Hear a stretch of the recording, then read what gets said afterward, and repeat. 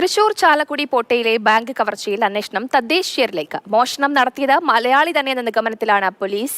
Criminal പശ്ചാത്തലമില്ലാത്ത ആളാണ് കവർച്ച നടത്തിയത് എന്നും സൂചനയുണ്ട്. അതേസമയം മോഷ്ടാവെത്തിയ വാഹനത്തിന്റെ CCTV ദൃശ്യങ്ങൾ ഉൾപ്പെടെ ലഭിച്ചിട്ടും അന്വേഷണത്തിൽ തുമ്പില്ല.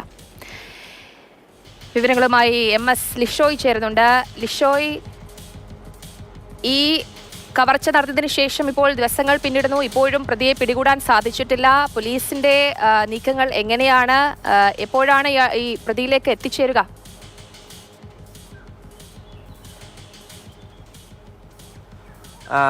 പ്രതിയെ കണ്ടെത്താനുള്ള ശ്രമങ്ങൾ തുടരുകയാണ്. പോലീസിന്റെ ഭാഗത്തുനിന്നും പല വിധത്തിലുള്ള നിഗമനങ്ങളിലേക്ക് എത്തുകയാണ് അവർ. ആദ്യഘട്ടത്തിൽ ഇത് ആരാണ്, മലയാളിയാണോ അതോ ഇതര സംസ്ഥാനക്കാരനാണോ എന്നുൾപ്പെടെയുള്ള കാര്യങ്ങളിലൊക്കെയാണ് ഒരു സംശയം ഉണ്ടായിരുന്നത്. കാരണം ഹിന്ദി സംസാരിച്ചു.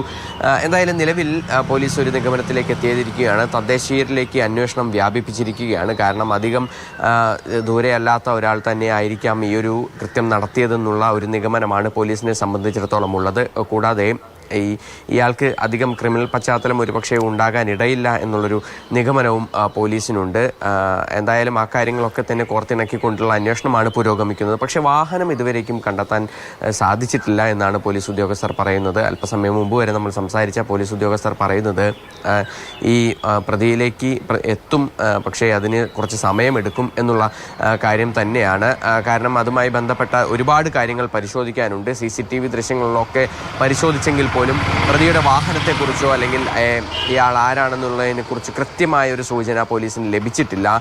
അതുകൊണ്ട് തന്നെയാണ് ഈ അന്വേഷണം ഇങ്ങനെ നീണ്ടുപോകുന്നത്. എന്തായാലും ഈ അധികം വൈകാതെ തന്നെ പ്രതി വലയിലാകുമെന്നുള്ളൊരു കാര്യം മാത്രമാണ് പോലീസിന് പറയാൻ സാധിക്കുന്നത്. അപ്പോഴും ഉത്തരങ്ങൾ ഒരുപാട് കിട്ടാനുണ്ട്. എന്തുകൊണ്ടാണ് ഈ പണം ഇത്രയധികം ഉണ്ടായിട്ടും എടുക്കാതിരുന്നത്? അതിനോടൊപ്പം തന്നെ ഈ ഹിന്ദി സംസാരിച്ചു എങ്കിൽ പോലും ഇയാൾ മലയാളി തന്നെയാണെന്നുള്ള സൂചനകളാണ് വരുന്നത്. ലക്ഷ്യം ഒരുപക്ഷെ ഈ പ്രതിക്ക് ഉണ്ടായിരിക്കാം. അതുകൊണ്ട് തന്നെ ആയിരിക്കാം അയാൾ ഹിന്ദി സംസാരിച്ചിട്ടുണ്ടാവുക. എന്തായാലും ഇപ്പോൾ തദ്ദേശീയരിലേക്ക് അന്വേഷണം നീളുമ്പോൾ പ്രതി മലയാളി എന്ന് സംശയിക്കുമ്പോൾ ലിഷോയ് പറഞ്ഞതുപോലെ തന്നെ കാര്യങ്ങളിൽ കൂടുതൽ വ്യക്തത വരേണ്ടതുണ്ട്, അല്ലേ?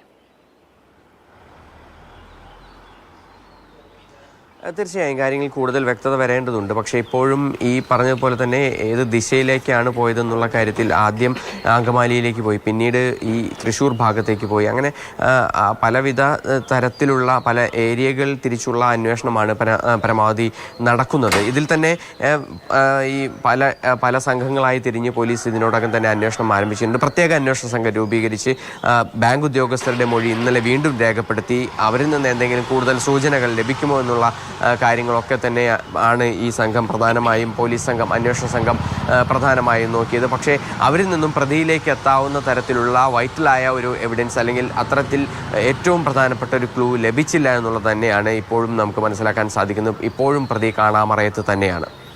ശരി ലിഷോയ്, എന്തായാലും കവർച്ച കേസിലെ പ്രതി ഇപ്പോഴും കാണാമറയത്ത് തന്നെയാണ്. പോലീസിന്റെ ഭാഗത്ത് നിന്ന് ദ്രുതഗതിയിൽ അന്വേഷണം പുരോഗമിക്കുകയാണ്. പ്രതിയെ പിടികൂടാനായി MS ലിഷോയാണ് വിവരങ്ങൾ പങ്കുവച്ചത്.